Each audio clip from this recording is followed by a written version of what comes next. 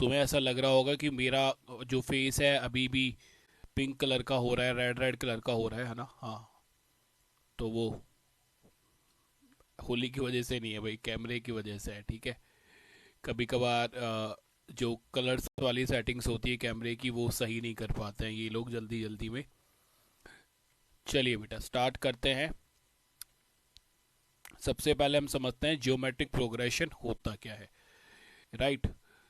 तो हमें चाहिए होगा एक्स्ट्रा पेज, जो कि आज पीपीटी वाले भैया लगाना भूल गए हैं। चलिए कोई बात नहीं भाई, यहाँ से हमें एक एक्स्ट्रा पेज ले लेते हैं। नाउ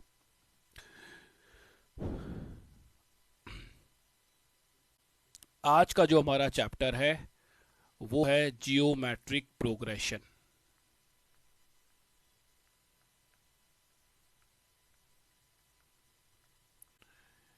राइट, इससे पहले वाली क्लास में हम लोगों ने पढ़ी थी एपी, आज हम पढ़ेंगे जीपी। तो सबसे पहले हम लोग डिफरेंस समझते हैं कि एपी और जीपी में डिफरेंस क्या होता है। तो देखो, जब आपने एपी पढ़ा था ना, तो एपी में आपने देखा था क्या, कॉमन डिफरेंस। जो भी नंबर्स होते थे या फिर मैं बोलूं जो भी टर्म्स होते थे उनके बीच में कॉमन डिफरेंस आप लोगों ने देखा होगा, जिसको हम डिनोट करते थे डी से। जीपी में हम क्या देखेंगे, जीपी में हम लोग देखेंगे कॉमन रेशियो। राइट, जीपी जो बनती है वो कॉमन रेशियो से बनती है, और कॉमन रेशियो को हम डिनोट करेंगे स्मॉल आर से। मैं एक बार इन दोनों प्रोग्रेशन का, इन दोनों सीरीज का आपको एग्जाम्पल भी दे देता हूं, कि ताकि आपका थोड़ा सा रिवीजन हो जाए और आपको इन दोनों के बीच में डिफरेंस पता हो, आप लोग पहचान पाए कि एपी सीरीज कौन सी है और जीपी सीरीज कौन सी है। तो जैसे कि मैं एक एपी का एग्जांपल ले लेते हैं, 5, 10, 15 and 20, 25 and so on, right. And अगर मैं जीपी का एक एग्जांपल लेता हूं तो जीपी का हम एग्जांपल ले सकते हैं 1, 4, उसके बाद 16, 64 एंड 256 एंड सो ऑन। ये दोनों सीरीज आप एपी एंड जीपी देख पा रहे हो। कैसे पहचानोगे सर एपी कौन सा है जीपी कौन सा है? तो देखो, अगर कॉमन डिफरेंस आ रहा है, जैसे यहाँ देखो, 5 में 5 ऐड करोगी कितना आएगा 10, 10 में 5 ऐड करोगे कितना आएगा 15, 15 में 5 ऐड करोगे कितना आएगा 20। तो ये क्या है, ये डी है। डी का मतलब ये क्या है, ये कॉमन डिफरेंस है। और कॉमन डिफरेंस हम लोग कैसे निकालते थे, कॉमन डिफरेंस निकालते थे कि सर जो सेकंड नंबर है या फिर सेकंड टर्म है उसमें से माइनस कर देंगे फर्स्ट टर्म, या फिर हम ये बोल सकते हैं कि सर जो थर्ड टर्म है उसमें से माइनस कर देंगे सेकंड टर्म। राइट, जैसे कि यहां मैंने देखा कि 10, 10 क्या है हमारा, 10 हमारा सेकंड टर्म है, उसमें से फर्स्ट टर्म को माइनस कर दो तो 10 - 5 कितना आ जाएगा 5, ये कॉमन डिफरेंस आ जाएगा। या फिर मैं बोलूँ कि थर्ड टर्म कौन सा है, थर्ड टर्म है हमारा 15, 15 में से माइनस कर दो 10, 10 क्या है सेकंड टर्म है, तो कॉमन डिफरेंस कितना आ रहा है 5। तो एपी के अंदर आप क्या देख रहे हो, कॉमन डिफरेंस देख रहे हो। अब हम चलते हैं जीपी में। तो जीपी में देखो, यहां डिफरेंस कितने का है, यहां डिफरेंस आया 3 का। यहां अगर डिफरेंस देखेंगे तो यहां आ गया डिफरेंस 12 का, तो ये तो गड़बड़ हो गया भाई। एपी, अगर ये एपी होती तो जो डिफरेंस होता वो सेम होता, या तो 3 आ रहा है और 12 आ रहा है, मतलब कहीं ना कोई गड़बड़ है। तो जीपी में कॉमन रेशियो होता है। कॉमन रेशियो का मतलब है कि हम इसे कांस्टेंट रेशियो से मल्टीप्लाई करते हैं। जैसे कि 1 को अगर मैं 4 से मल्टीप्लाई करूंगा तो 4 आएगा, देन 4 को मैं 4 से मल्टीप्लाई करूंगा देन 16 आएगा, देन 16 को मैं 4 से मल्टीप्लाई करूंगा 64 आएगा, देन 64 को अगर मैं 4 से मल्टीप्लाई करूंगा 256 आएगा। और इसी को हम क्या बोलते हैं, कॉमन रेशियो बोलते हैं। It is also called common ratio, right. तो ये हमारा फर्स्ट टर्म है, ये सेकंड टर्म है, इट्स थर्ड, ये फोर्थ हो गया और ये फिफ्थ टर्म हो गया। तो अगर मुझे कॉमन रेशियो निकालना है तो कॉमन रेशियो निकालने के लिए बेसिकली मुझे करना क्या होता है, यहां मैं लिख रहा हूं कि सेकंड टर्म को डिवाइड करना पड़ता है फर्स्ट टर्म से, या फिर थर्ड टर्म को डिवाइड कर दो फोर्थ टर्म से, सॉरी सेकंड टर्म से, ठीक है। या फिर हम क्या कर सकते हैं, या फिर सर हम फोर्थ टर्म को डिवाइड कर सकते हैं थर्ड टर्म से। जैसे कि मैं एग्जांपल लेकर भी आपको चीजें समझा देता हूं। जैसे कि यहाँ सेकंड टर्म कितना है, 4 है, 4, और फर्स्ट टर्म कितना है, 1। तो 4/1 करोगे 4 आएगा। यहाँ अगर मैं देखूँ कि थर्ड टर्म कितना है, तो थर्ड टर्म है सर 16, और सेकंड टर्म कितना है, सेकंड टर्म है 4। कैंसिल आउट करोगे तो कितना आएगा, 4 आएगा।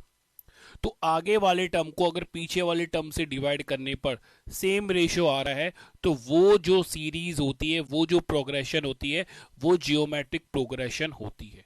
तो ये तो इन दोनों के बीच में क्या आया है, डिफरेंस आपने देखा कि जियोमेट्रिक प्रोग्रेशन और एपी में डिफरेंस क्या है। ठीक है, आई होप ये डिफरेंस आप सभी को समझ में आ गया होगा। ठीक है, आगे चलें, मूव करें। क्लियर है इतना सभी को? जीपी का स्टैंडर्ड फॉर्म क्या होता है? ठीक है, तो जैसा कि आपको पता है कि अगर मैं आपसे बोलूं कि फर्स्ट टर्म को किस किस से आया था,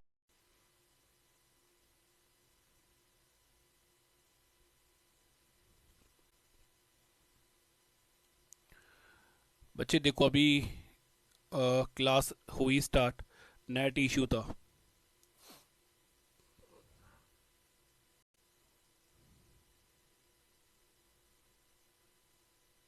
नेट इश्यू था।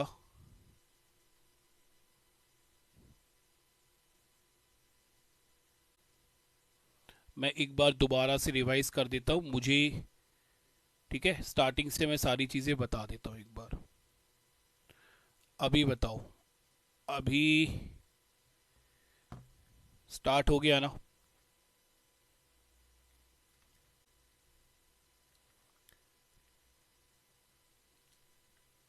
ठीक है, मैं एक बार ये सारी चीजें बता देता हूं, जो जो चीजें मैंने यहां पर लिखी हैं।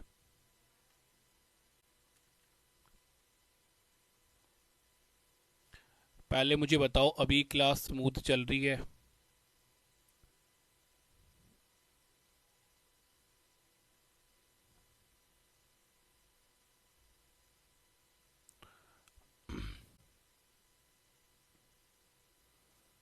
एक दिन में ये सारी प्रॉब्लम्स आ जाती है ना,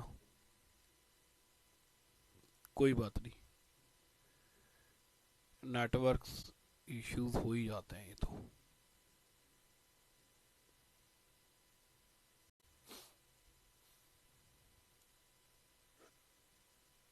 ठीक है, देखो मैंने आपको क्या बताया, अभी तक हम स्टैंडर्ड फॉर्म पढ़ रहे थे किसका, जीपी का। ठीक है, कि जीपी का स्टैंडर्ड फॉर्म क्या होता है, जैसे कि हम लोगों ने पढ़ा था एपी के अंदर।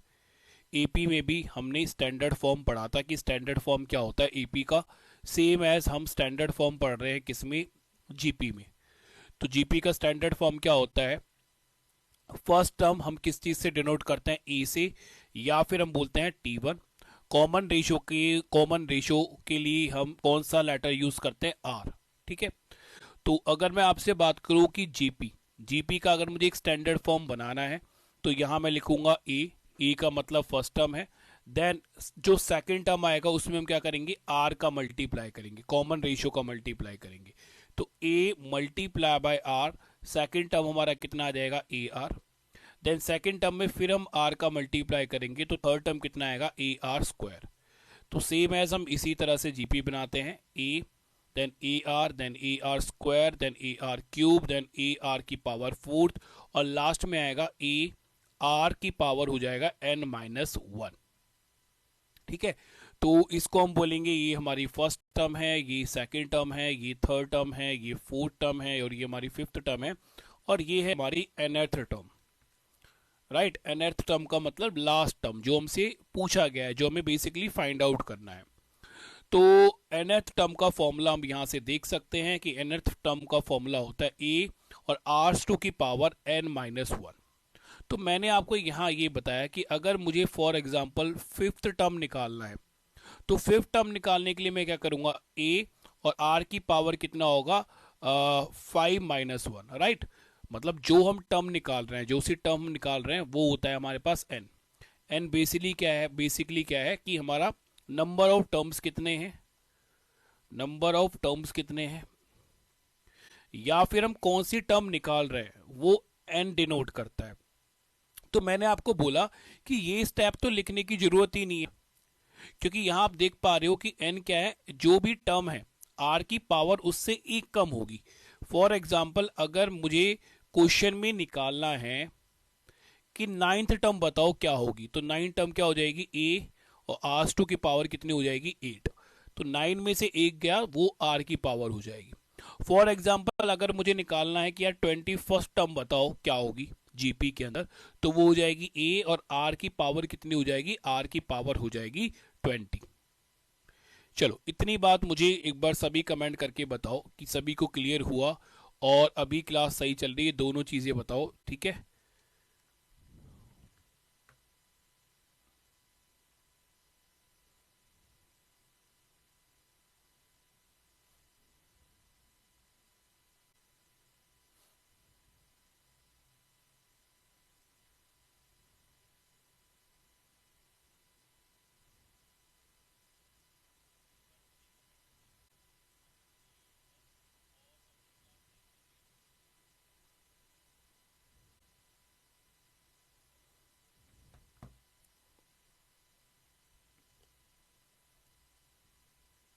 ठीक है यार, चलिए तो आगे मूव करते हैं हम लोग।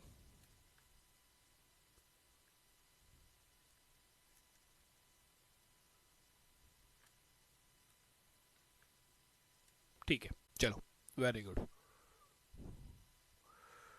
तो इतना आप समझ चुके हो। अब बात आती है कि अगर हमें सम निकालना है जीपी सीरीज में, अगर हमें नंबर ऑफ टर्म्स का सम निकालना है तो सम का फॉर्मूला क्या होता है, तो यहां पर लिखना next formulas, sum of n terms of a GP,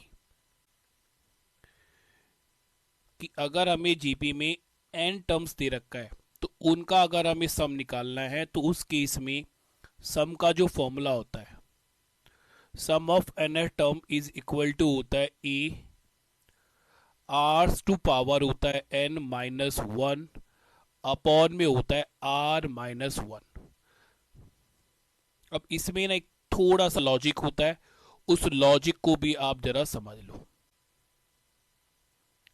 कि अगर if r is greater than one, अगर आर की वैल्यू वन से बड़ी है तो हम सेम फॉर्मूला यूज करेंगे। उस केस में सम का जो फॉर्मूला होता है हमारा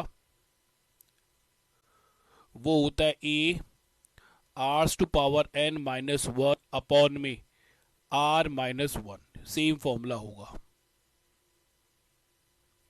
बट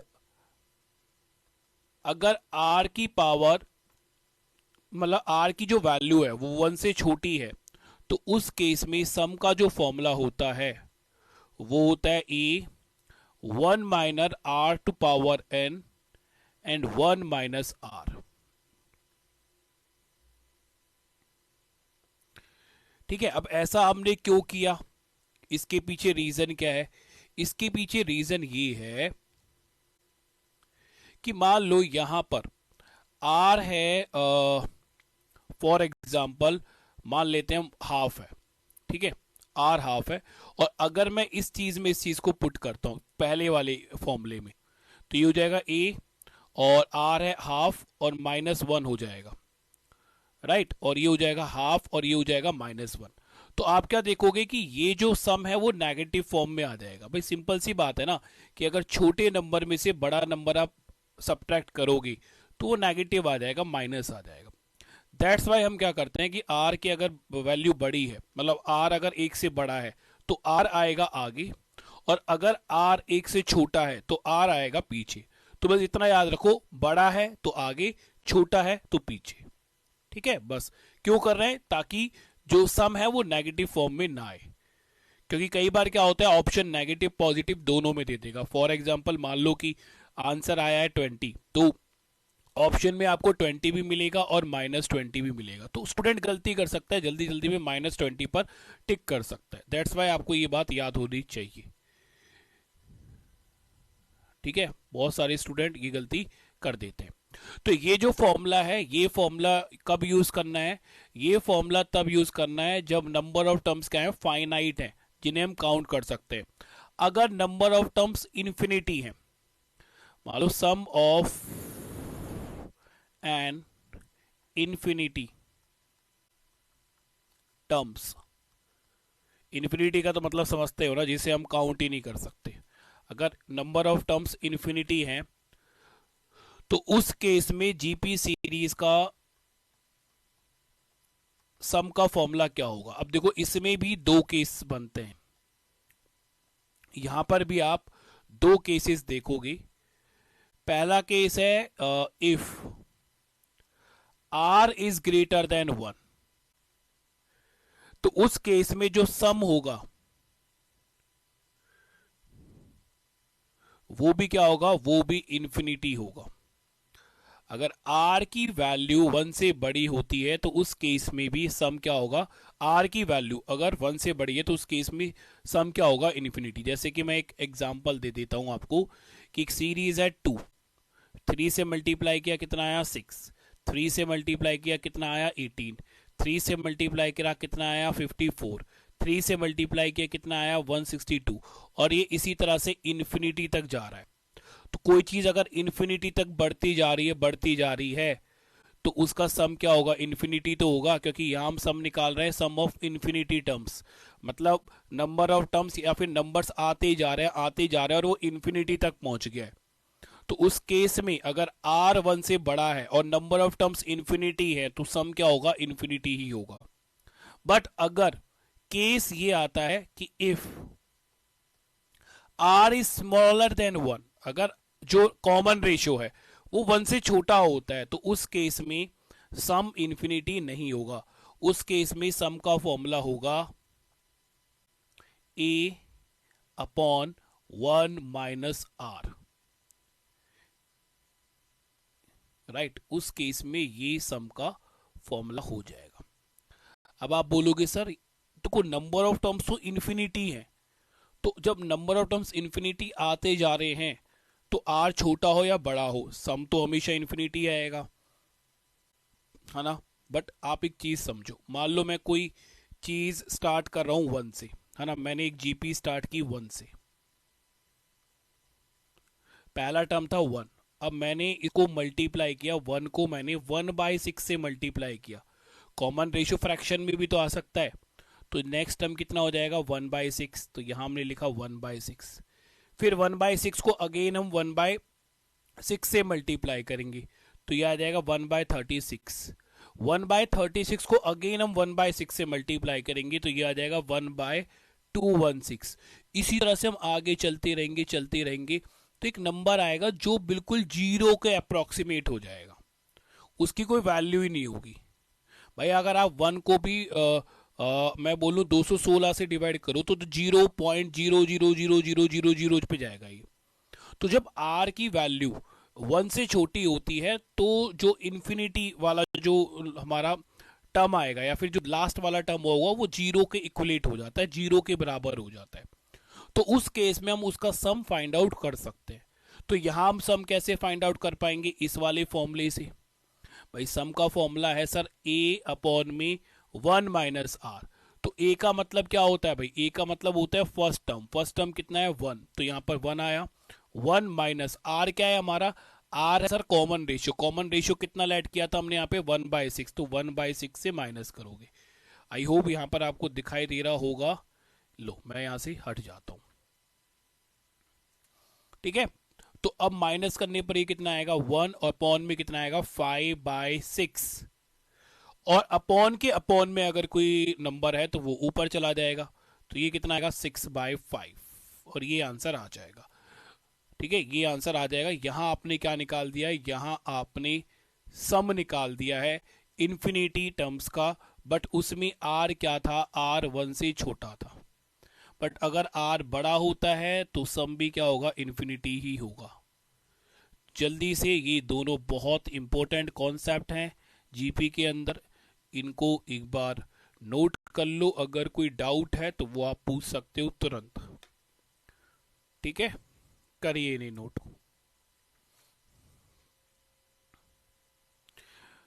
ठीक है मोहित, अभी क्लास सही चल रही है। सुमित, दिनेश, ठीक है।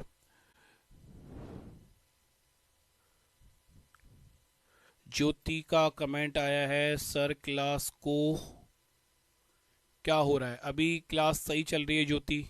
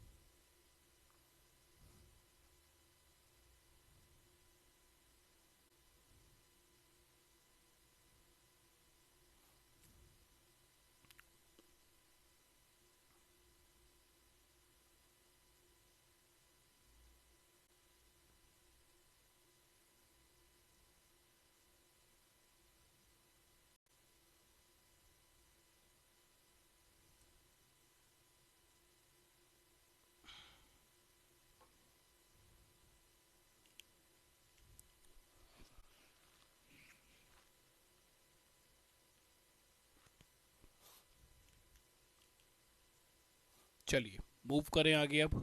ठीक है,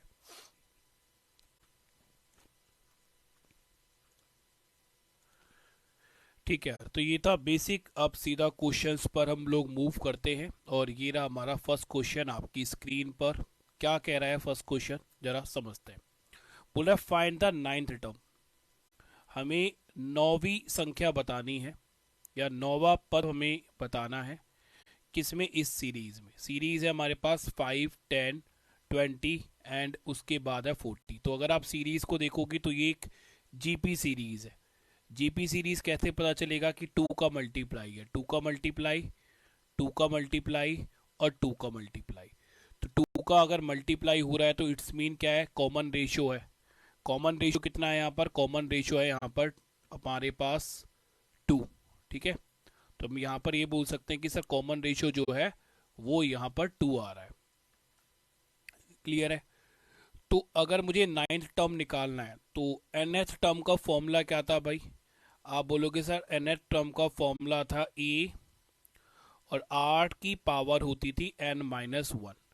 तो अगर नाइन्थ टर्म निकालना है तो ये कितना होगा? a r की पावर हो जाएगी 8। ठीक है, अब a क्या है? a होता है हमारा फर्स्ट टर्म। हमें नाइन टर्म निकालना है तो फर्स्ट टर्म हमारे पास कितना है? फर्स्ट टर्म है हमारे पास 5, राइट। और कॉमन रेशियो कितना है? कॉमन रेशियो आप देख पा रहे हो यहाँ पर 2 है, और 2 की पावर 8 आपको यहाँ पर लिखना पड़ेगा। अब यहाँ पर देखो, एक चीज याद रखो कि मैथ्स जब आप कर रहे हो, चाहे किसी भी लेवल का आप मैथ्स कर रहे हो, ठीक है, एसएससी, बैंक, सी सेट, किसी भी लेवल का अगर आप मैथ्स कर रहे हो तो आपको 2 की पावर 1 से लेकर 2 की पावर 11 तक वैल्यू याद होनी चाहिए। जैसे 2 की पावर 1 आपको पता है 2 होता है, 2 की पावर 2 4 होगा, 2 की पावर 3 8 होगा, 2 की पावर 4 16 हो जाएगा। ये आपको याद होना चाहिए। 2 की पावर 10 कितना होगा? 1024 होगा। ठीक है, कैलकुलेशन जल्दी कर पाओगे। सेम एज अगर मैं बोलूँ 2 की पावर 8 कितना होगा, तो होगा 256। तो ये आपको याद होना चाहिए। सेम एज आपको 3 की पावर 1 से लेकर 3 की पावर 6 याद होना चाहिए। सेम एज आपको 5 की पावर 1 से लेकर 5 की पावर 5 तक याद होना चाहिए। अब ये चीज़ तो आप खुद लिख लोगे, है ना, बस मल्टीप्लाई करना है। 5 की पावर 5 का मतलब है कि सर 5 को 5 टाइम्स मल्टीप्लाई करते जाएंगे। ठीक है, तो ये आपको स्क्वायर वाला जो आपकी टेबल है, या क्यूब वाली जो आपकी टेबल है, उसके साथ आपको ये टेबल भी लिखनी है और याद करना है। तो यहाँ पर ये आ जाएगा 5, और 2 की पावर 8 कितना होता है? 256। मल्टीप्लाई करोगे तो 1280 हमारा आंसर हो जाएगा। ऑप्शन नंबर बी क्या बोलेंगे हम सर? हमारा बिल्कुल सही आंसर होगा, राइट। चलिए ना मूव करते हैं नेक्स्ट क्वेश्चन पर।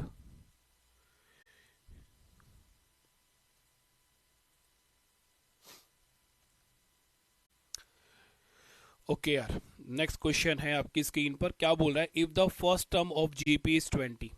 फर्स्ट टर्म का मतलब है कि ए गिवन है कितना 20, पहला जो पद है वो 20 गिवन है, and common difference is ratio.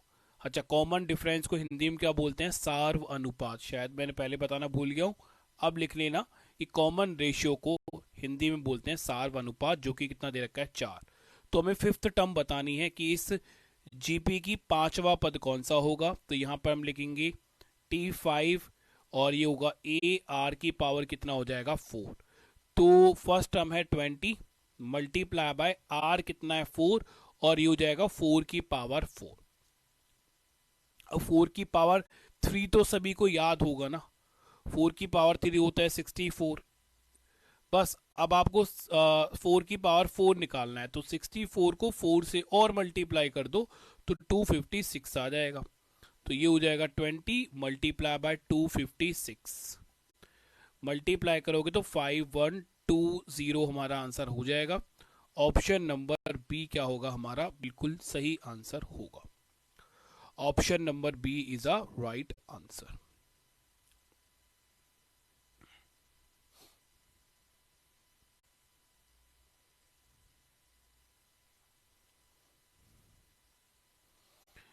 ठीक है, सेम क्वेश्चन था, सभी को क्लियर हो गया होगा। अभी हम बात करते हैं नेक्स्ट क्वेश्चन की तरफ।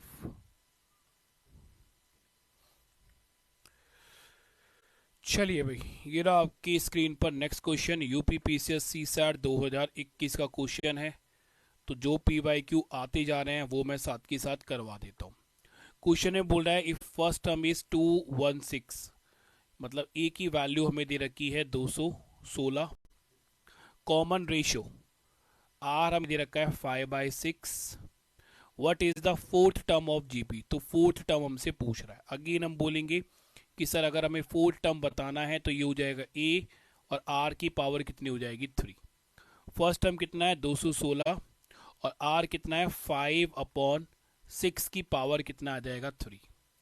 तो ये 216, 5 की पावर 3 होता है 125, और 6 की पावर 3 होता है 216। तो 216 से 216 कैंसिल आउट हो जाएगा, 125 हम लोगों का आंसर आ जाएगा। ऑप्शन नंबर डी क्या होगा हमारा? बिल्कुल सही आंसर हो जाएगा। ठीक है, ऑप्शन नंबर डी हम क्या बोलेंगे sir? Is a right answer.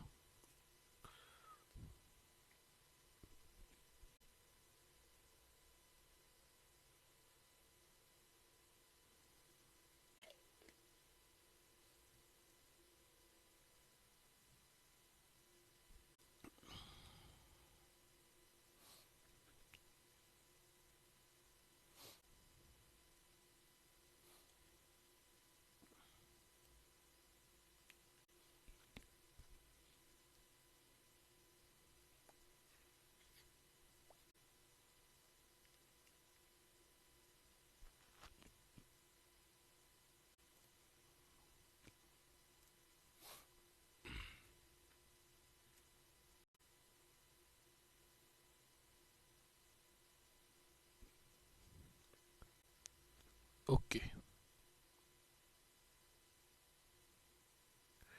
चलिए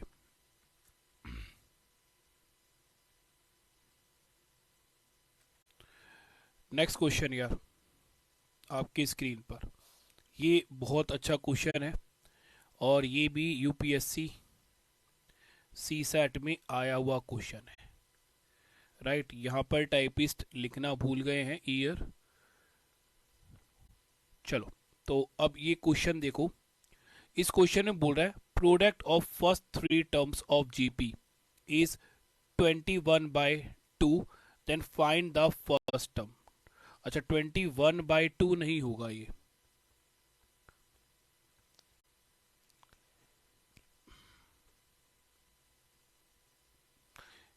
ये पूरा ही क्वेश्चन गलत कर दिया है भाई ने। बेटा इसको सही करना, ये 21/2 नहीं होगा, ये होगा 27।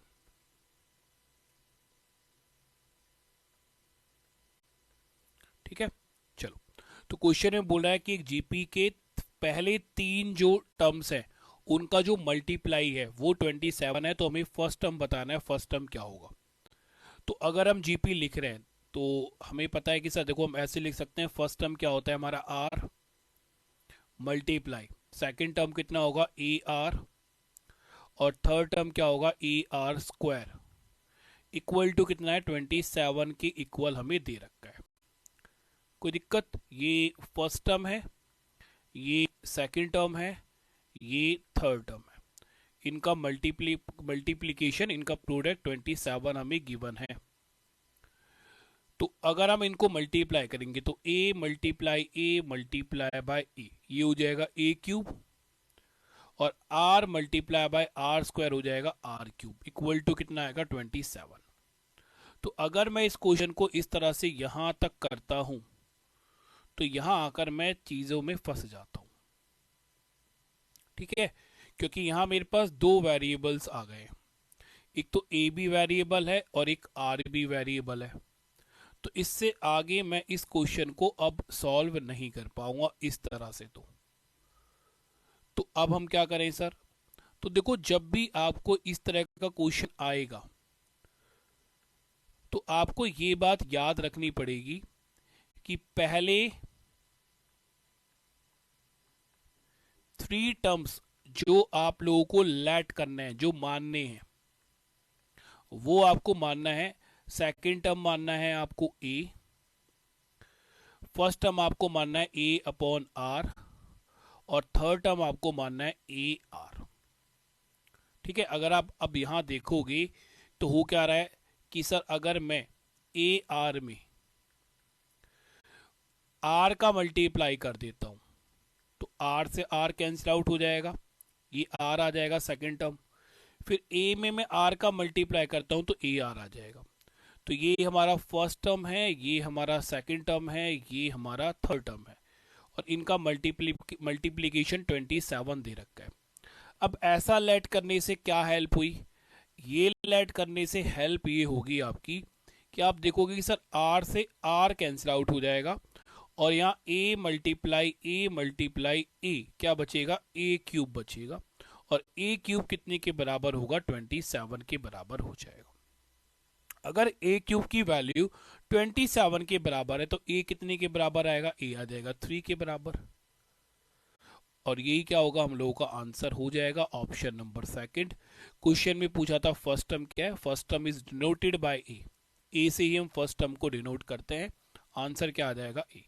तो आपको ये बात याद रखनी है कि इस तरह का क्वेश्चन आता है तो आप इस तरह से लेट चीजों को नहीं करेंगे, ये इंपॉर्टेंट पॉइंट है इस तरह के क्वेश्चन को करने के लिए। अब ऐसा क्यों लेट किया ये भी समझो कि ऐसा लेट करने से हमने आर से आर को कैंसिल आउट कर दिया, तो हमारे पास बस ए ही बच गया, और ए क्यूब अगर 27 के बराबर है तो ए कितने के बराबर आएगा, 3 के इक्वल आ जाएगा। ठीक है, चलिए मूव करते हैं नेक्स्ट क्वेश्चन पर। अगर किसी को कोई डाउट है तो साथ के साथ कमेंट करके पूछ लेना। नाउ नेक्स्ट क्वेश्चन आपकी स्क्रीन पर। इस क्वेश्चन में हमें क्या बताना है, हमें जीपी बतानी है। ठीक है, बोल रहा है फाइंड द जीपी। तो क्वेश्चन में क्या बोल रहा है, if the second and fifth term of GP are 24 and 81। तो एक जीपी में हमें उसकी सेकंड टर्म दे रखी है जो कि 24 है, और उस जीपी की हमें फिफ्थ टर्म दे रखी है जो कि कितनी है, 81 है।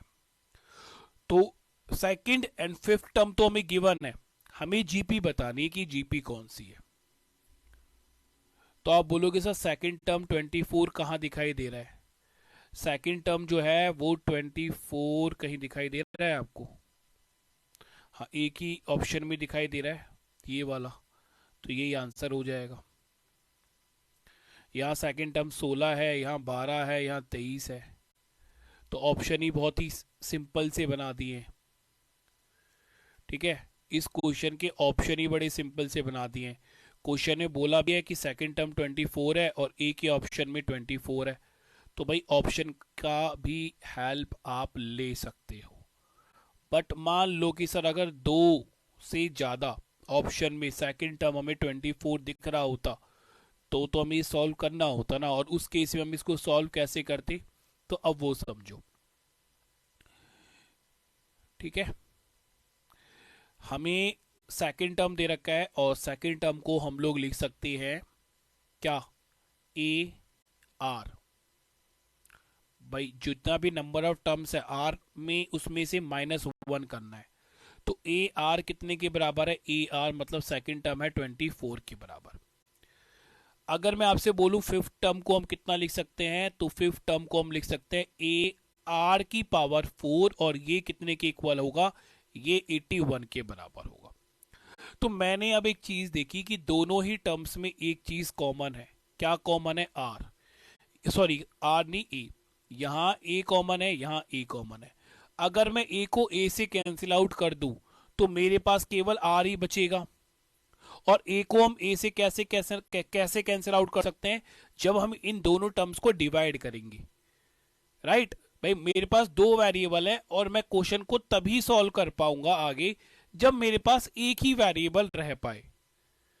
दो वेरिएबल्स होंगे तो दोनों वेरिएबल्स के लिए तो सिंपल सी बात है कि मुझे फिर हिट एंड ट्रायल्स यूज करना पड़ेगा, ऑप्शन का यूज करना पड़ेगा, जो कि इस क्वेश्चन में वो तो पॉसिबल है ही नहीं। तो मुझे क्या करना है, एक वेरिएबल को हटाना है। तो ए मुझे देख रहा है कि ए सेकंड टर्म में भी है और फिफ्थ टर्म में भी है। अगर मुझे ए को हटाना है तो ए को ए से कैंसिल आउट करना पड़ेगा, और ए को ए से कैंसिल आउट करने के लिए क्या करना पड़ेगा, इसको डिवाइड करना पड़ेगा। तो यहां मैं बोल सकता हूं कि सर फिफ्थ टर्म को हम डिवाइड कर देंगे सेकंड टर्म से। तो फिफ्थ टर्म कितना था हमारे पास, ए आर की पावर 4, और सेकंड टर्म है ए आर, और ये आ जाएगा 81/24। तो देखो अब ए से ए कैंसिल आउट हुआ और आर से ये पावर बच जाएगी 3। तो आर क्यूब इक्वल टू कितना बच गया हमारे पास, आप देखोगे कि ये दोनों भी सर किससे कैंसिल आउट हो रहा है, 3 से कैंसिल आउट होगा 8, और 3 से ये कैंसिल आउट हो जाएगा 27। तो ये हो जाएगा 27/8। आर क्यूब अगर 27/8 है तो आर कितने के बराबर आ जाएगा, 3/2 के बराबर। तो कॉमन रेशियो हम लोगों ने यहां पर फाइंड आउट कर लिया है। राइट, क्वेश्चन में जीपी बनाना है, तो जीपी का जो बेसिक स्ट्रक्चर था वो क्या था, ए, फिर था ए आर, फिर था ए आर स्क्वायर, फिर था ए आर क्यूब। तो अगर मुझे यहाँ पर जीपी बनाना है तो इसका मतलब है मुझे ए भी चाहिए। तो ए कैसे निकाल पाओगे, किसी भी इक्वेशन से निकाल लो। मान लो ये वाली इक्वेशन हमें पता है कि सेकंड टर्म कितना है हमारे पास, ए आर है, ए आर, ठीक है। तो यहां मैं लिख सकता हूं ए आर इक्वल टू कितने के इक्वल है, 24 के इक्वल। तो ए मल्टीप्लाई आर कितना है, 3/2, तो यहाँ 3/2 इक्वल टू 24 करोगे तो ये कैंसिल आउट हो जाएगा हमारा 8, और 2 मल्टीप्लाई बाई 8 करोगे, ए कितना आ जाएगा, ए आ जाएगा हमारे पास 16। तो बस अब आप यहां से जीपी बना सकते हो। फर्स्ट टर्म है 16, सेकेंड टर्म क्या है, ए आर, मतलब ए है 16, आर है 3/2। कैंसिल आउट करोगे 8, 8 मल्टीप्लाई बाय 3 करोगे कितना आएगा, 24। राइट, अब इस तरह से आप जीपी बना पाओगे। ऑप्शन नंबर सेकंड क्या हो जाएगा, हम लोगों का बिल्कुल सही आंसर हो जाएगा।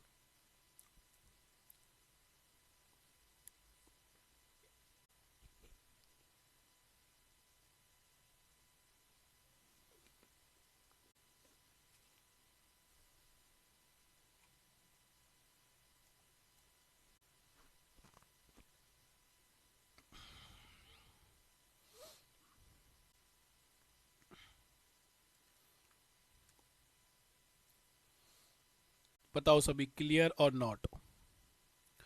क्लियर है तो सी लिख दो सभी, नहीं है तो डाउट बता दो अपना, और क्लियर है तो बस सी लिख दो सभी के सभी।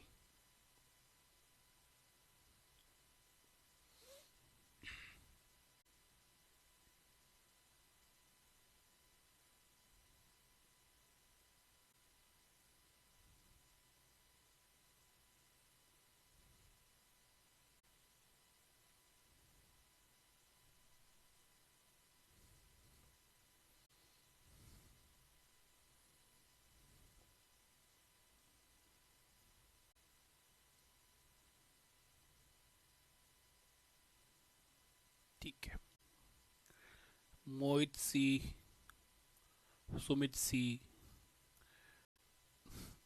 सी का गलत मतलब मत निकाल लेना, क्लियर है? ठीक है, ठीक है ज्योति, वेरी गुड।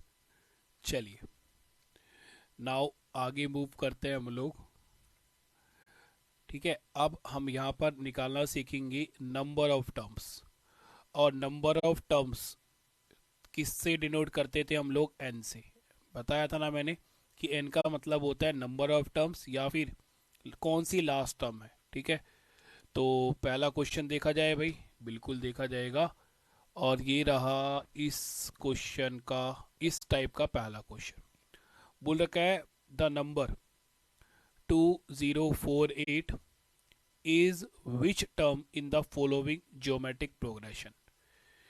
कि जो हमें ये नंबर दे रखा है ना 2048, ये ज्योमेट्रिक प्रोग्रेशन का कौन सा पद है, ये पूछा गया है। ठीक है, तो हम बोलेंगे कि सर ये तो nth टर्म ही है, लास्ट टर्म ही मान के चलेंगे, राइट, क्योंकि हमें तो पता नहीं है कि ये कौन सा टर्म होगा।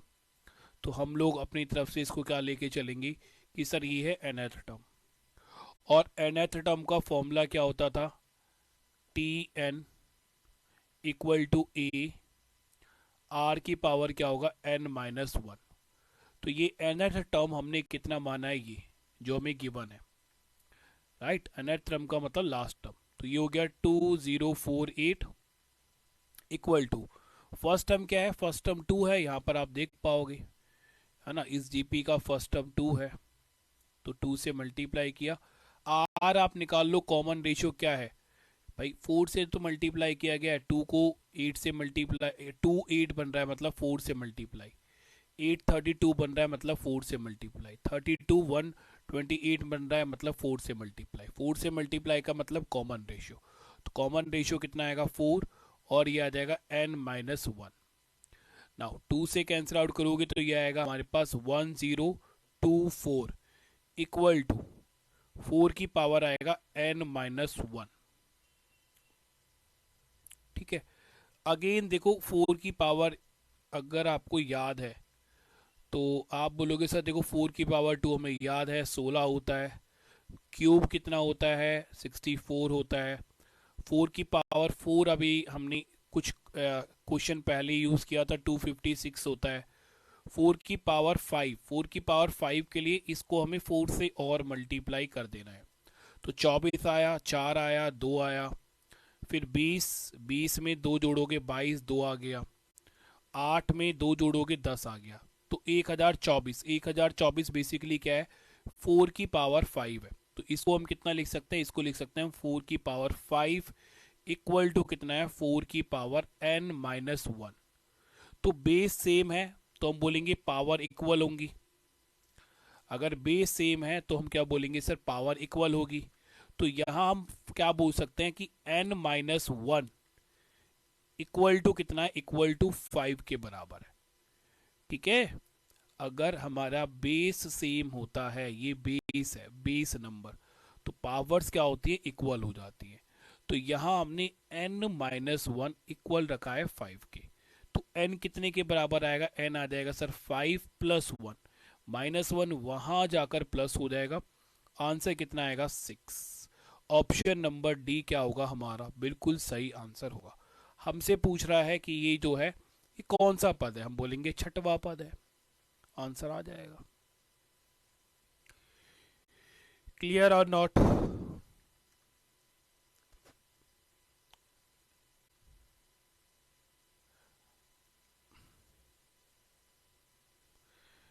सर इसके बाद हम लोग कौन सा चैप्टर पढ़ने वाले हैं? इसके बाद रिमाइंडर थ्योरम पढ़ते हैं। ठीक है, इम्पोर्टेंट है। और अभी तो बचे हुए हैं चैप्टर। नंबर सिस्टम देखो सबसे इम्पोर्टेंट चीज़ है, जल्दबाजी मत करो, पढ़ाने दो मुझे। ठीक है, क्योंकि नंबर सिस्टम भी अगर आपने अच्छे से पढ़ लिया तो आप ये मान लो कि आप 50 या 60% तो सी सेट क्वालिफाई कर चुके हो।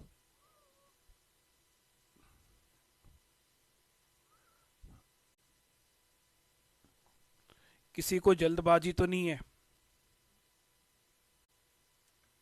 नहीं, जल्दबाजी कोई नहीं करने वाला। ठीक है, नाउ नेक्स्ट क्वेश्चन आपकी स्क्रीन पर भाई बोल रहा है how many terms are in GP, कितने पद हैं इस जीपी के अंदर। सेम टाइप का क्वेश्चन है बस, ठीक है। सेम फॉर्मूला लगाएंगे हम कि sir t n equal to होता है ए आर की पावर होगा एन माइनस वन।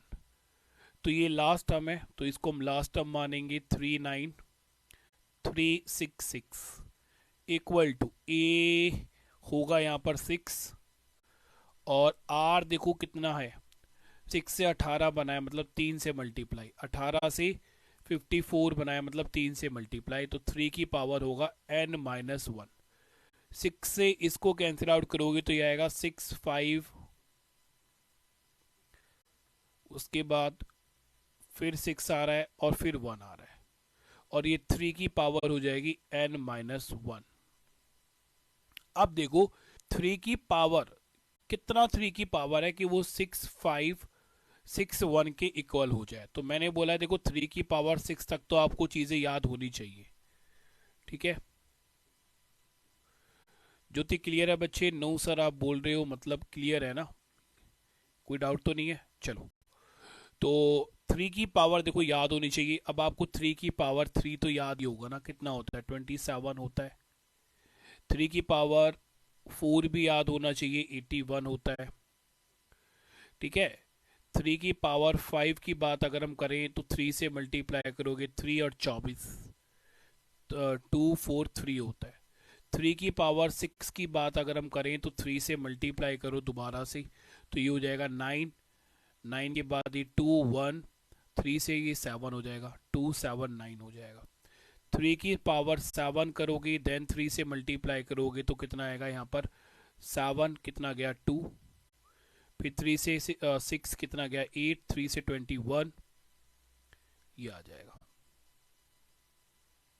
अगेन 3 से मल्टीप्लाई करोगे तो 3 की पावर 8, 3 से मल्टीप्लाई करोगे 1 कैरी 2, 3 से मल्टीप्लाई करोगे 24 प्लस 2 6 कैरी 2, 3 से मल्टीप्लाई करोगे 3 कैरी 2 गया तो कितना आया 5 एंड 3 से मल्टीप्लाई करोगे 6 तो 6 5 6 1 आ गया। तो यहां से हम ये बोल सकते हैं कि सर ये जो वैल्यू हम देख रहे हैं ये वाली वैल्यू ये बेसिकली क्या है 3 की पावर 8 इक्वल टू है 3 n माइनस वन।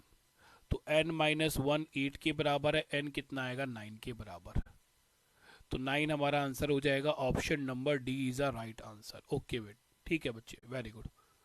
तो आंसर कितना आएगा, option number D is a right answer. Right, तो मैंने नंबर ऑफ टर्म्स निकलने आपको सिखा दिए हैं। हमने 2 क्वेश्चन करे, एक ये वाला क्वेश्चन हमने किया और एक ये वाला हमने क्वेश्चन किया। तो मुझे लगता है कि अब 2 क्वेश्चन करने के बाद अगर आपके एग्जाम में नंबर ऑफ टर्म्स पर बेस कोई क्वेश्चन आएगा तो आप उसको इजीली कर लोगे, ठीक है। आगे मूव करते हैं और अच्छा ये भी पीवाई की क्वेश्चन ही था, राइट। आगे मूव करते हैं और नेक्स्ट हम पढ़ेंगे सम निकालना। अब देखो इनिशियली मैंने आपको सम के फॉर्मूले लिखवा दिए थे, याद होंगे, नहीं है तो मैं आपको अभी साथ के साथ लिखवाता रहूँगा। तो पहला क्वेश्चन देखते हैं, बहुत ही आसान सा क्वेश्चन है, बस हमें सम निकालना है इस सीरीज का। सीरीज है 5 10 20, इसका 8th टर्म तक है ना। इस सीरीज के अगर हमारे पास 8 टर्म्स होते हैं तो उसका हमें सम निकालना है, क्लियर है। तो यहाँ r की वैल्यू कितनी आएगी, 2 से मल्टीप्लाई करोगे 10, 2 से मल्टीप्लाई करोगे 20, तो ये तो r आ गया। तो r क्या देखा आपने, सर r इज कैपिटल या फिर लार्जर देन 1। अगर r बड़ा है तो आगे आएगा, r छोटा है तो पीछे आएगा, बताया था ना। तो सम का फॉर्मूला क्या आएगा भाई, सम का फॉर्मूला आएगा सर a r की पावर n माइनस वन और r माइनस वन। तो a कितना है, a है 5, r कितना है, r है 2 और पावर n, n का मतलब है number of terms, number of terms कितने हैं 8 माइनस वन और यहाँ पर 2 माइनस वन हो जाएगा। तो बेसिकली अब हमारे पास बचा कितना है 5 और 2 की पावर 8 माइनस वन बचा है, नीचे तो 1 ही बन जाएगा ना, नीचे तो 1 ही बन जाएगा। बोलो हाँ या ना। बिल्कुल। अब देखो यार, 2 की पावर 8 अभी हमने थोड़ी देर पहले भी एक क्वेश्चन में किया था, तो याद होना आपको चाहिए ना, तो फिर आप यही करते रहोगे मल्टीप्लाई, इसलिए मैं बोल रहा हूँ कि याद करो, ठीक है। अभी तो मैं आपको लिख लिख के बता रहा हूँ, बट एग्जाम में इतना टाइम नहीं है कि आप लिख लिख के देखोगे चीज़ों को, आपको ये चीज़ याद ही होनी चाहिए। तो ये हो जाएगा 5 × 2 की पावर 8 होता है 256 -1 हो जाएगा। तो ये हो जाएगा 5 और ये होगा 255। 255 को मल्टीप्लाई करोगे 5 कैरी 2, 25 7 कैरी 2 और फिर 10 और 2, तो आंसर आएगा 1275 इज अ राइट आंसर। 1275 क्या आएगा हमारा, बिल्कुल सही आंसर आ जाएगा।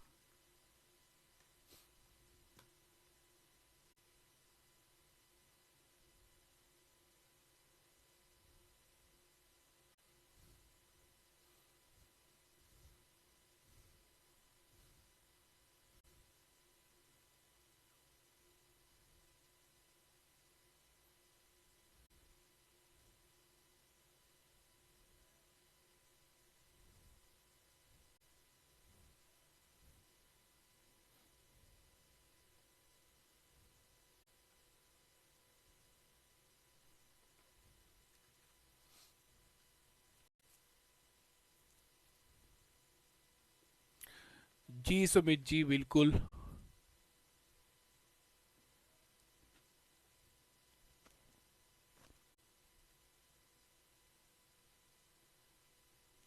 ठीक है, चलिए नेक्स्ट क्वेश्चन। अच्छा, नेक्स्ट क्वेश्चन में आपको बता देता हूँ है क्या ये।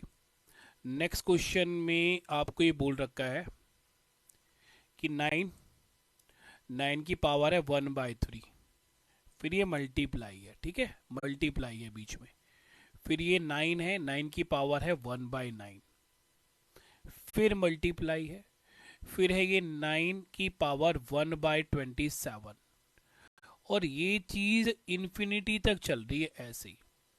तो इस क्वेश्चन में आप जीपी को कहाँ देख रहे हो, इस क्वेश्चन में आपको जीपी कहाँ दिखाई दे रही है, बताओ जरा।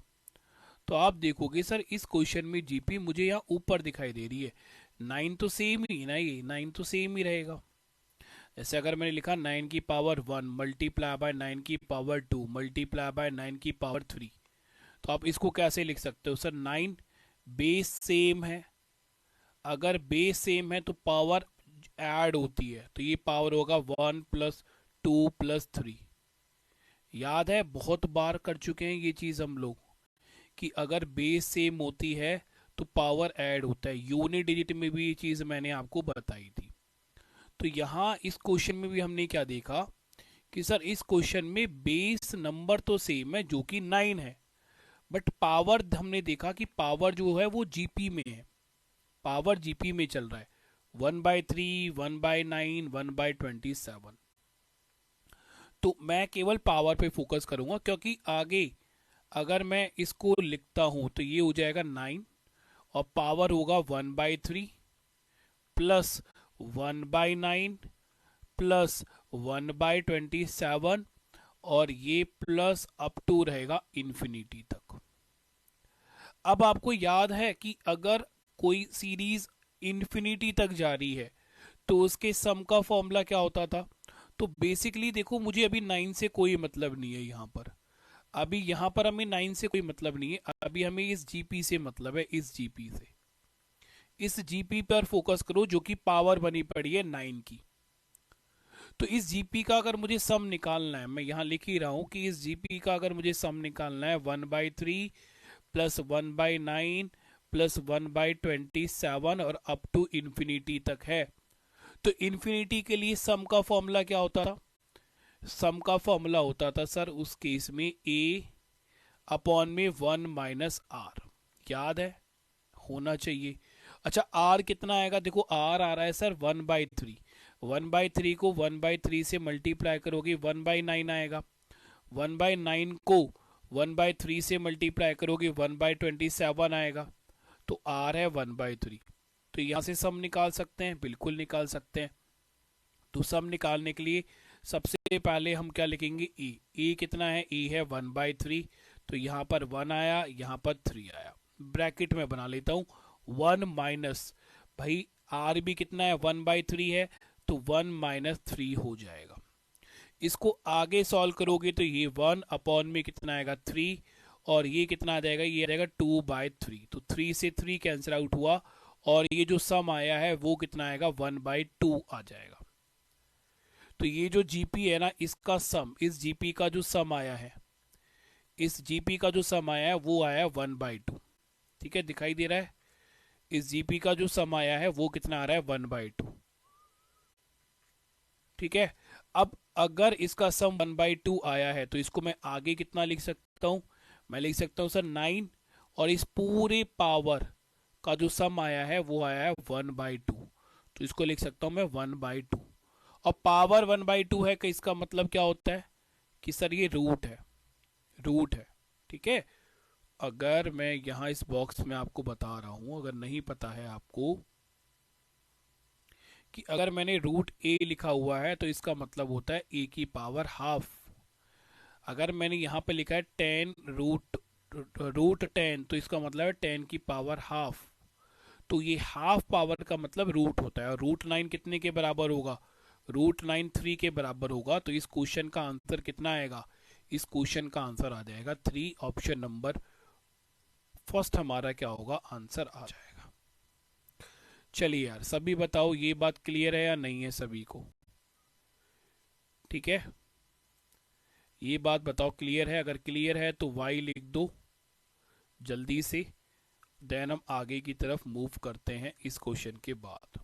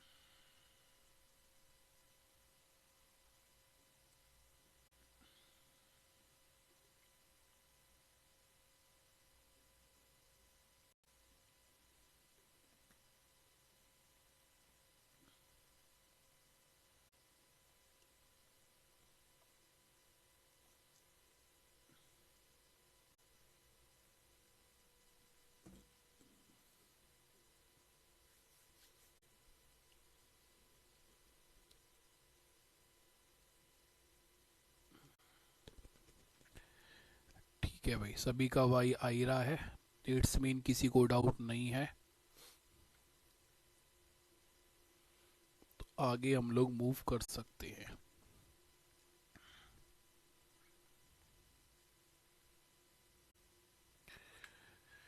ठीक है यार, ये नेक्स्ट क्वेश्चन है आपकी स्क्रीन पर।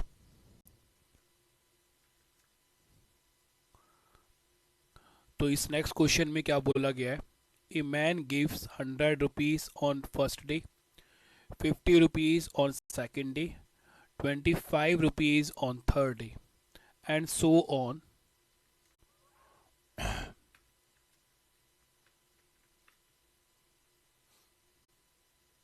ठीक है, and so on, what will be the total amount given to his son starting from the first day if he lives forever।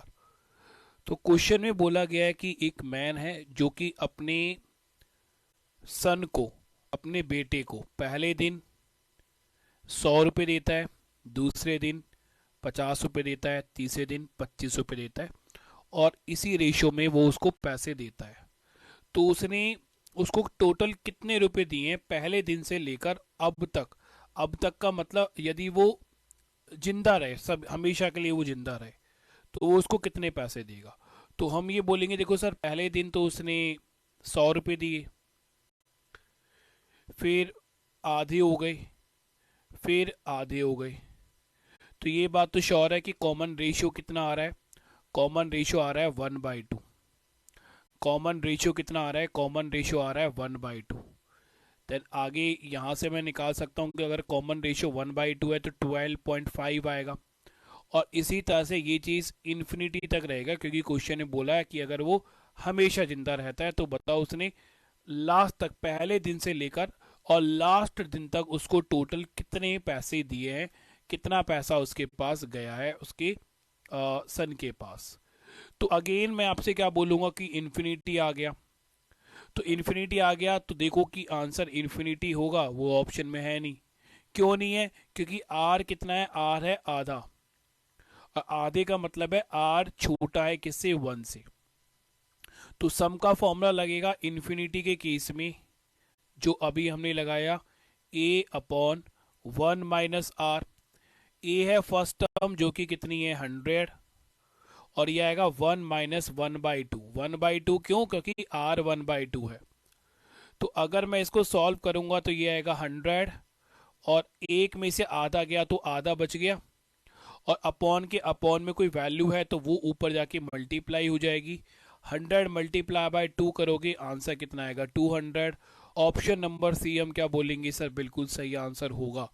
तो केवल उसने उसको कितने रुपए दिए हैं? 200 रुपए दिए हैं केवल, खत्म।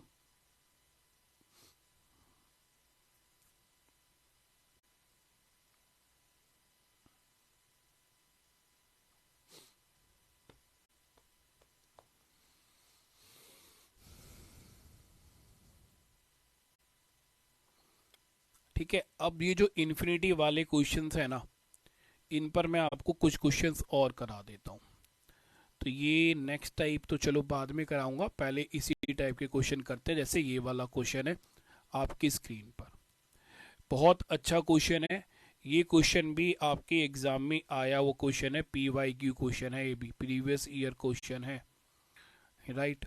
बस आज जो हमारे टाइपिस्ट भाई है वो आलस कर गए हैं और ये बात लिखना भूल गए हैं कि ये क्वेश्चन किस एग्ज़ाम में आए। हमें तो याद है क्योंकि हम तो ऑफलाइन ऑनलाइन क्लासेस में क्वेश्चन कराते रहते हैं, तो हमें याद रहता है कि क्वेश्चन किस किस एग्ज़ाम में आया हुआ है, राइट। तो ये CSAT में, SSC में, रेलवे में बहुत इंपॉर्टेंट क्वेश्चन है। बहुत सारे एग्ज़ाम में ये क्वेश्चन पूछा गया है, बहुत ही सारे एग्ज़ाम में।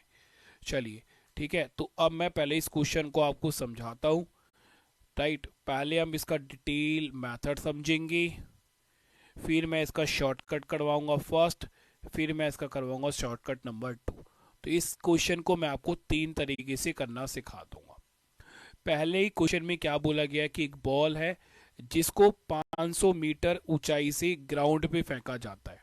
ठीक है, तो मान लो तुम छत पर खड़े हो और तुम्हारी छत जो है वो 500 मीटर ऊंची है, और उस छत से तुम एक बॉल को फेंक रहे हो। ठीक है, छत से तुमने उस बॉल को फेंका नीचे, तो बॉल क्या होगा? जाकर बस वहीं पर रुक जाएगी? नहीं, रुकेगी नहीं ना, जंप करेगी। ठीक है, तो ये अगर ये बॉल है और ये 500 मीटर की हाइट से अगर इस बॉल को तुम यहाँ फेंक रहे हो, तो ये बॉल मान लो ये ग्राउंड है, और तो यहाँ पर बॉल जब टकराएगी तो ये जंप करेगी। तो ऊपर से ये नीचे आई है कितना? 500 मीटर का डिस्टेंस कवर करके,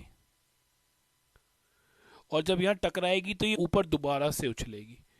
तो क्वेश्चन में बोला है if ball bounce the ball bounce 4/5 times of every last bounce.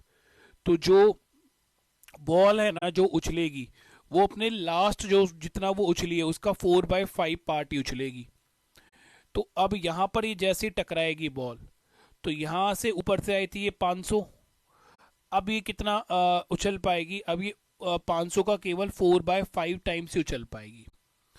500 का कितना? 4/5 टाइम्स। तो 4/5 टाइम्स अगर आप निकालोगे तो ये कितना आ जाएगा? 400।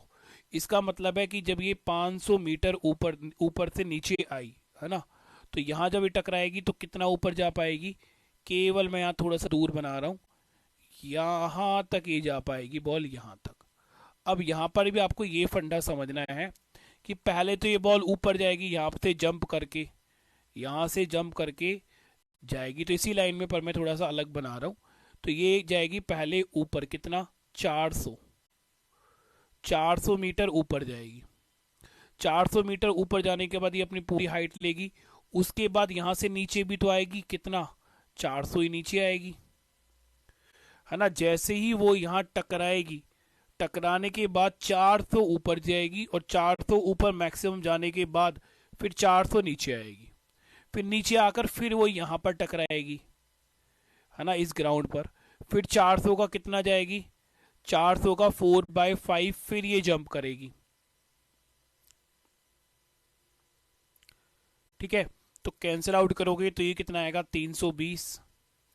तो ये अगेन मैं थोड़ा सा दूर बना देता हूं। अगेन ये बॉल ऊपर जाएगी यहां पर, यहां तक। अब मान लो ये जो हाइट है, ये हाइट मानना क्या मतलब आई गई है, कितनी है, 320। तो ये 320 जाएगी और फिर 320 ही नीचे जाएगी, और यही प्रोसेस होता रहेगा, होता रहेगा, होता रहेगा। और मुझे नहीं पता ये बॉल कितनी बार जंप करेगी, किसी को नहीं पता ये बात तो। ठीक है, ये बात तो किसी को नहीं पता ना कि ये कितनी बार जाकर टकरा रही है, ये बॉल मतलब कितनी बार जाकर ये टकराएगी। बट जैसे ये जंप करती रहेगी, करती रहेगी, करती रहेगी, एक टाइम ऐसा आएगा कि ये यहीं पर रुक जाएगी। तो अभी कितनी बार जंप किया है इस बॉल ने, ये हमें नहीं पता। तो मान लेते हैं कि इसने इन्फिनिटी टाइम तक इसने ये चीज़ें जंप करती रही, उछलती रही, और लास्ट में जाकर ये 0 हो जाएगी। मतलब आपको पता है कभी ना कभी तो जाके ये रुकेगी, तो उस टाइम पर हाइट क्या हो जाएगी, 0। तो क्वेश्चन में ये पूछा है find the total distance cover by the distance till it stop, कि जब तक ये नहीं रुकेगी तो इसने कितना डिस्टेंस कवर किया है। ऊपर से 500 आई, टकराई, फिर 400 गई, फिर 400 आई, फिर 320 गई, फिर 320 आई। तो ऐसे ऐसे करते करते इस पूरे प्रोसेस में जो ये बॉल है इसने कितना डिस्टेंस कवर किया है, ये हमसे पूछा गया है। तो इतना कुछ देखने के बाद मैं ये बोल सकता हूं कि सर इसका टोटल डिस्टेंस ऐड करना शुरू करते हैं। तो सबसे पहले तो ये 500 आई, प्लस फिर हम करेंगे 400 प्लस 400, फिर हम करेंगे प्लस 320 प्लस 320, और फिर हम बोलेंगे सर ये चीज चल रही है अप टू इन्फिनिटी तक। तो मैंने यहां पर क्या देखा, मैंने यहां पर ये चीज देखी, चलो मैं लिख भी देता हूं तुम्हें, तुम्हारे लिए यहां पर। वैसे ये स्टेप लिखने का है नहीं, फिर भी मैं लिख रहा हूं। ये आया 500 प्लस, भाई 400 प्लस 400 कितना लिख सकते हो, 2 मल्टीप्लाई बाय 400 लिख सकते हो, बिल्कुल।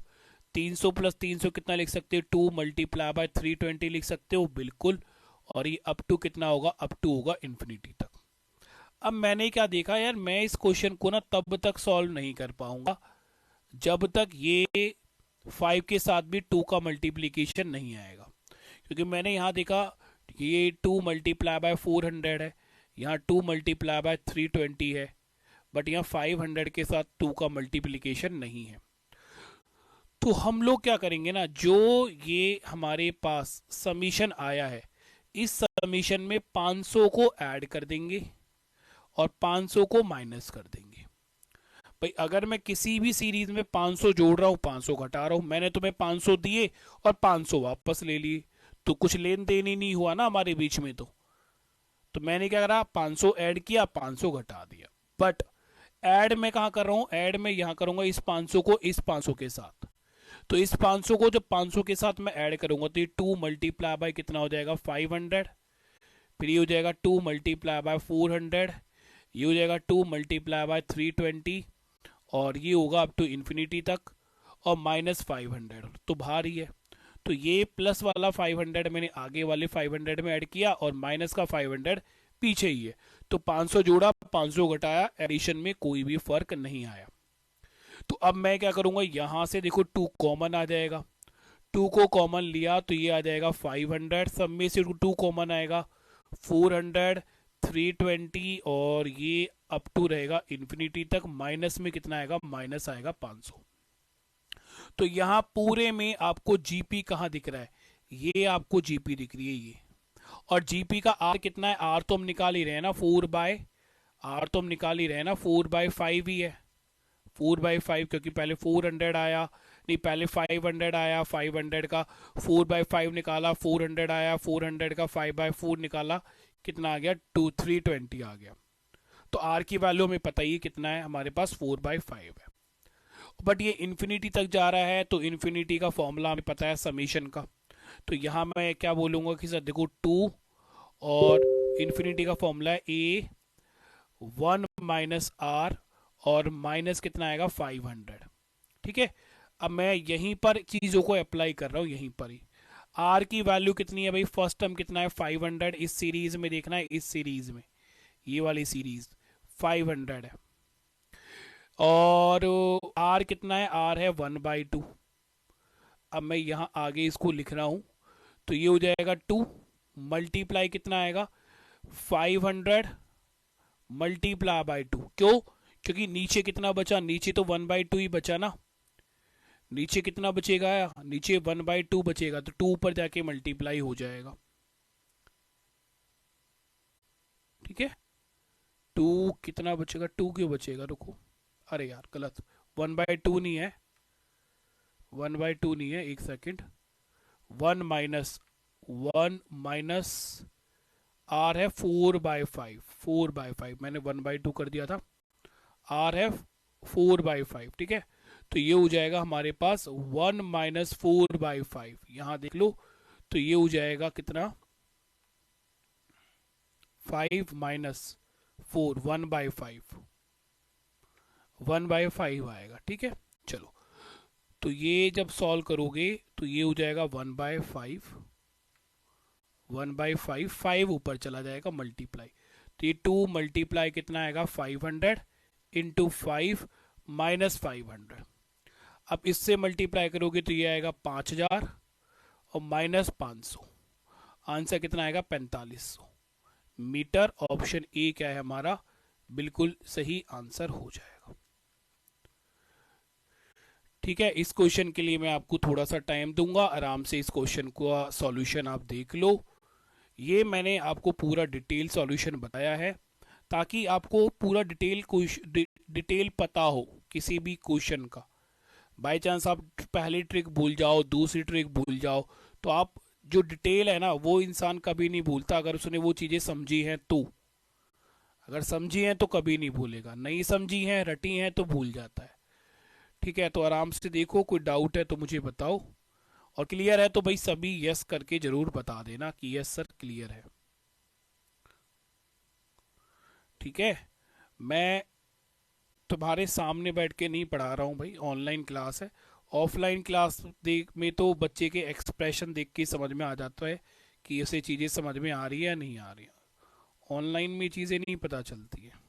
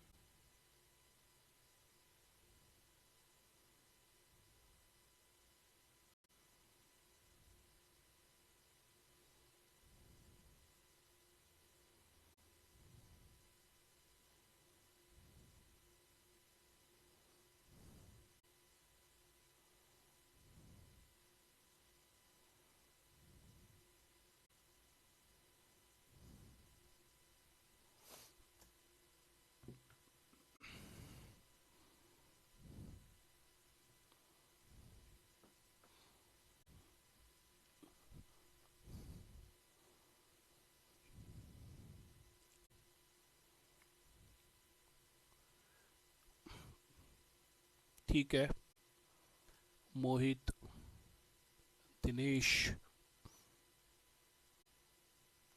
सर इतना लंबा सॉल्यूशन करेंगे क्या, नहीं।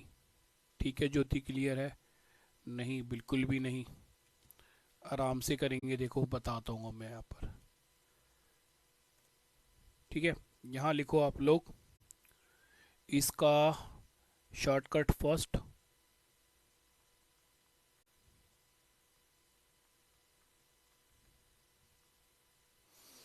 तो टोटल डिस्टेंस इक्वल टू होगा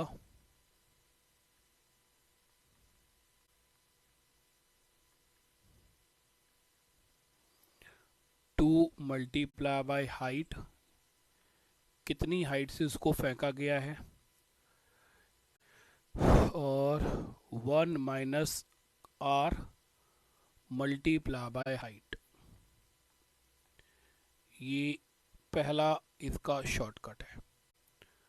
तो 2 मल्टीप्लाई कितनी हाइट से फेंक रहा है 500, तो ये आएगा 500 upon 1 minus common ratio given ही होता है 4/5, ठीक है। क्वेश्चन में कॉमन रेशियो इसमें गिवन ही होगा। माइनस कितनी हाइट से फेंका है 500, तो ये हो जाएगा 5000 माइनस 500, 4500 आंसर आ जाएगा। Option number A. कुछ ही सेकंड में आप लोग इसका आंसर दे सकते हैं। ठीक है, एक और मेथड मैं बता देता हूं, इससे भी ज़्यादा आसान। शॉर्टकट सेकंड करके लिख सकते हो आप लोग।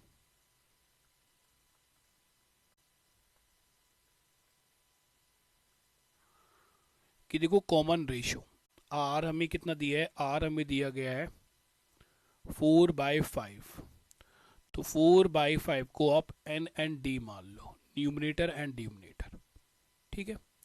तो यहाँ पर टोटल डिस्टेंस का फॉर्मूला हो जाएगा हमारे पास, टी का मतलब टोटल डिस्टेंस है, हाइट इक्वल टू नहीं multiply by d plus n, denominator plus numerator, और डी माइनस एन, ठीक है। तो हाइट कितनी है, हाइट है 500, इसको ब्रैकेट में डाल देता हूँ पहले, उसमें सॉरी बॉक्स में, ये फॉर्मूला है आपके पास।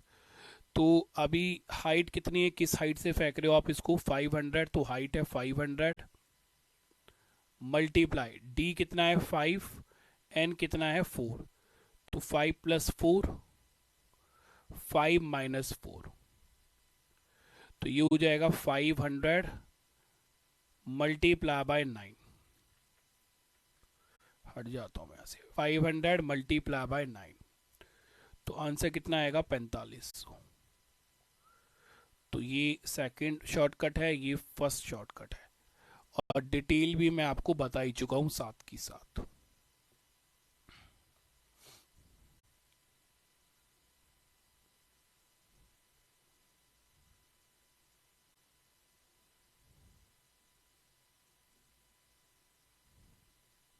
करो दोनों को नोट।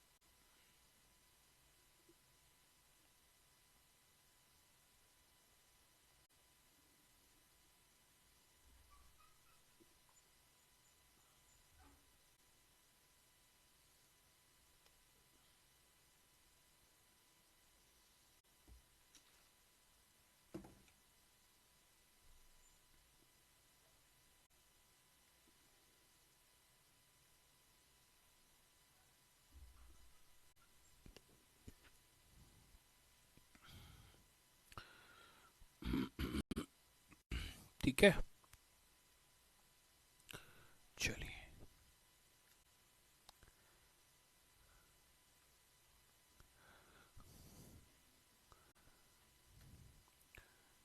देखो नेक्स्ट क्वेश्चन है, ये सेम क्वेश्चन है कि एक बॉल को 120 मीटर की ऊंचाई से ग्राउंड पे फेंका जाता है और वो 4/5 टाइम्स जंप करता है अपने लास्ट जंप का, तो उसने टोटल कितना डिस्टेंस कवर किया है।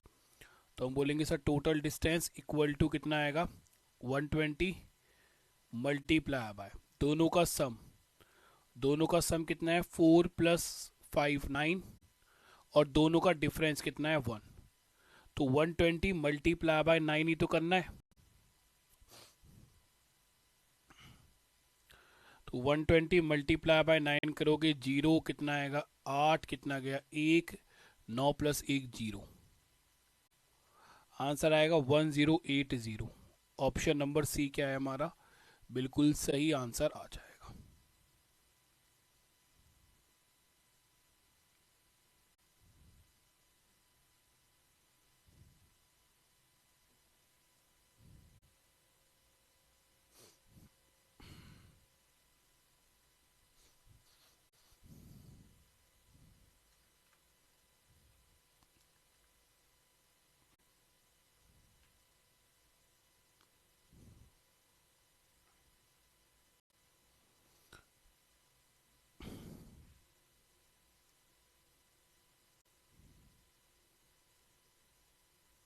ठीक है, चलो अब एक टाइप हमने छोड़ी थी, उस टाइप पर मूव करते हैं आगे। ये वाली नेक्स्ट टाइप है ना। अब यहां पर आपको नेक्स्ट कॉन्सेप्ट एक समझना है कि अगर हम बात करें इन केस ऑफ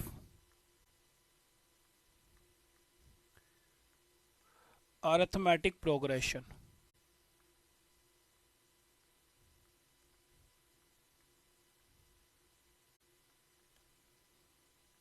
है ना, अगर हम अरिथमेटिक प्रोग्रेशन की बात करें एंड इफ,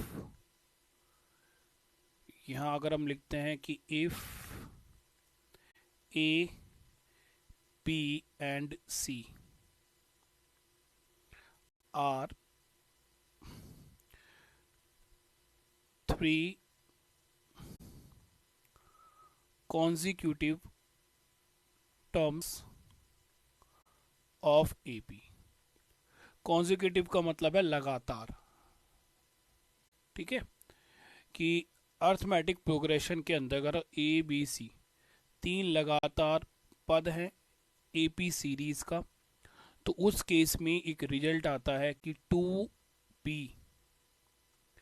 इक्वल टू होगा ए प्लस सी के बराबर। याद रखना बहुत से क्वेश्चन इस पर बेस्ड आते हैं। एग्जाम्पल मैं दे देता हूं, जैसे कि अगर मैं एक एपी लिख रहा हूं, ठीक है, यहां लिख लेना फॉर एग्जाम्पल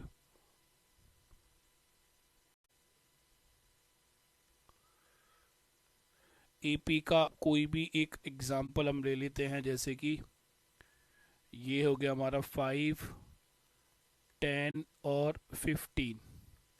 तो ये एपी है नहीं है, बिल्कुल है, 5-5 का गैप आ रहा है। तो ये ए है, ये बी है, ये सी है।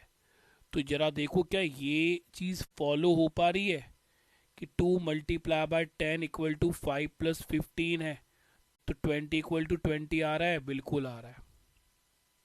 तो ये चीज़ एपी के केस में हमेशा ही आप फॉलो करेगी, हमेशा फॉलो करेगी ये चीज़ एपी के केस में। बट अगर हम बात करते हैं in case of geometric progression, ठीक है, अगर हम बात करें in case of geometric progression, GP में क्या होगा, तो जीपी की भी कहानी जरा सुनो यहां पर कि जीपी की कहानी क्या होगी कि if a b and c are three consecutive terms, तो उस केस में बी स्क्वायर इक्वल टू होगा ए सी के प्रोडक्ट के बराबर। ठीक है, उस केस में बी स्क्वायर इक्वल टू होगा ए सी के प्रोडक्ट के बराबर। इसका भी एक एग्जाम्पल मैं यहाँ पर आपके लिए लिख देता हूँ कि अगर मैं एक जीपी लेता हूँ, मान लो ये लिया हमने 3, 9 एंड 27। तो देखो 9 का जो स्क्वायर है वो 3 मल्टीप्लाई बाय 27 के इक्वल आ रहा है, तो 9 का स्क्वायर 81 और 3 मल्टीप्लाई बाय 27 भी आया 81। तो इसका मतलब है सर ये बात जीपी में बिल्कुल सही जाकर लग रही है। बोलो हाँ या ना। आप बोलोगे सर बिल्कुल लग रही है जाकर। तो अब इस पर देखो क्वेश्चन आता है ये वाला, और क्वेश्चन में क्या बोल रहा है कि x है, फिर नेक्स्ट टर्म है 2x प्लस 2 एंड नेक्स्ट है फिर 3x plus 3 are 3 terms of are GP. ठीक है, तो हमें फोर्थ टर्म बताना है कि फोर्थ टर्म क्या होगा। तो हमें पता है कि सर ये a है, ये b है, ये c है, और अगर जीपी में 3 कॉन्जिक्यूटिव टर्म्स अगर हमें दे रखे हैं तो हम बोलेंगे sir B square equal to होगा ए सी के, तो यहाँ b कितना है, b है सर यहाँ पर 2x प्लस 2 का होल स्क्वायर, और a यहाँ पर कितना है, x, c है यहाँ पर 3x प्लस 3। तो देखो यहां से क्या कॉमन ले सकते हैं, यहां से कॉमन ले सकते हैं सर 2। तो अगर देखो 2 के ऊपर पावर है 2, तो कॉमन कितना जाएगा, कॉमन जाएगा 4, 4 बाहर निकलेगा भाई। अगर मैं यहाँ पे बोल रहा हूँ 2x की पावर है 2, तो यहां से आप कॉमन कितना निकाल लोगे, 2x स्क्वायर निकाल दोगे, नहीं भाई 2 के पावर 2 और इसका स्क्वायर दोनों बाहर आएंगे, तो 2 स्क्वायर बाहर आएगा, तो यहां से 2 है और उसके ऊपर स्क्वायर है, तो क्या कॉमन आ जाएगा, यहाँ कॉमन आएगा 4, और अंदर कितना बच गया अब हमारे पास, x प्लस 1 का होल स्क्वायर बच गया। सेम एज यहाँ पर कितना है, यहाँ पर x है, और यहाँ इस ब्रैकेट में से क्या कॉमन आ सकता है, इस ब्रैकेट में से 3 कॉमन आ सकता है, तो ये x प्लस 1 बच गया। अब देखो यहाँ x प्लस 1 का होल स्क्वायर है, अगर होल स्क्वायर है तो इसको मैं लिख सकता हूँ 4x plus 1 multiply by x plus 1 equal to कितना आएगा, x multiply by 3x plus 1। तो x प्लस 1 से x प्लस 1 को हम कैंसिल आउट कर देंगे। अगर ये कैंसिल आउट हो गया तो अब हम यहां पर लिख सकते हैं सर 4 का मल्टीप्लाई यहां करेंगे तो ये हो जाएगा 4x प्लस 4, और ये हो जाएगा 3x। तो 3x वहां जाएगा तो x इक्वल टू कितना आएगा, -4 आ जाएगा, x इक्वल टू कितना आ जाएगा, -4 हमारा x की वैल्यू आ जाएगी। अब ये क्वेश्चन वो ही स्टूडेंट कर पाएगा जिसको ये रिलेशन पता है, जिनको ये रिलेशन नहीं पता है वो तो इस क्वेश्चन को नहीं करने वाला, उस पे ये क्वेश्चन नहीं हो पाएगा। ये रिलेशन जिनको पता है वो ही कर पाएंगे। तो आगे अगर हम अब चलें तो मुझे पता है कि देखो सर फर्स्ट टर्म था x, फिर था हमारे पास 2x प्लस 2, फिर था हमारे पास 3x प्लस 3। तो x कितना है, x है -4, फिर ये कितना आ जाएगा 2 मल्टीप्लाई बाय -4 प्लस 2, -8 प्लस 2 कितना आ जाएगा, -6 आ जाएगा। फिर ये कितना होगा 3 मल्टीप्लाई बाय -4 प्लस 3, तो -12 प्लस 3 आ जाएगा, मतलब कितना आ जाएगा, -9 आ जाएगा। अब मुझे ये फोर्थ टर्म निकालनी है कि ये फोर्थ टर्म कितनी होगी। तो फोर्थ टर्म निकालने के लिए कॉमन रेशियो देखना पड़ेगा भैया हमें। तो कॉमन रेशियो कैसे निकालोगे, कॉमन रेशियो निकालोगे सर ये सेकंड टर्म को फर्स्ट टर्म से डिवाइड करेंगे, तो -6 को -4 से डिवाइड करने पर माइनस से माइनस कैंसिल आउट हुआ, कितना आ गया 3/2, कितना आएगा 3/2। ठीक है, तो अभी ये फोर्थ टर्म निकालने के लिए, फोर्थ टर्म निकालने के लिए क्या करोगे, -9 को 3/2 से मल्टीप्लाई करोगे। एक सेकंड में हटता हूं यहां से स्क्रीन से। क्या करोगे, -9 को 3/2 से मल्टीप्लाई करोगे, क्योंकि बेसिकली कॉमन रेशियो 3/2 आया है, तो कैंसिल आउट करोगे तो ये आ जाएगा 4.5। अच्छा डेसिमल में नहीं है, फ्रैक्शन में ही है, सारे के सारे ऑप्शन देखोगे तो हटाओ, हम भी डेसिमल में क्यों जाएं भाई जब दे ही नहीं रखा तो। ठीक है, तो देखो 9 का 3 से मल्टीप्लाई करोगे -27/2 आंसर आ जाएगा। और हम बोलेंगे सर ऑप्शन गलत है, डिवाइडेड बाय 2 होगा ये हर जगह। ठीक है, तो ऑप्शन बी हमारा सही आंसर आ जाएगा, option number B -27/2 is a right answer.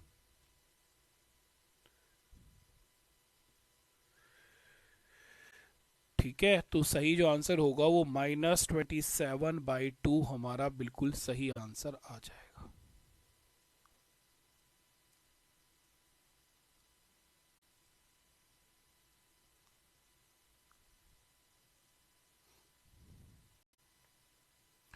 चलिए तो आज के लिए तो इतना ही करते हैं हम लोग। जो जियोमेट्रिक प्रोग्रेशन जो है वो आपका कंप्लीट हो चुका है। 90%, 10% कल करेंगे हम लोग, और साथ में फिर हम कल PYQ भी करेंगे। तो आपके चैप्टर्स हो गए हैं classification of numbers, number of factors, unit digit, divisibility rule, AP and GP। ठीक है, किसी को कोई डाउट है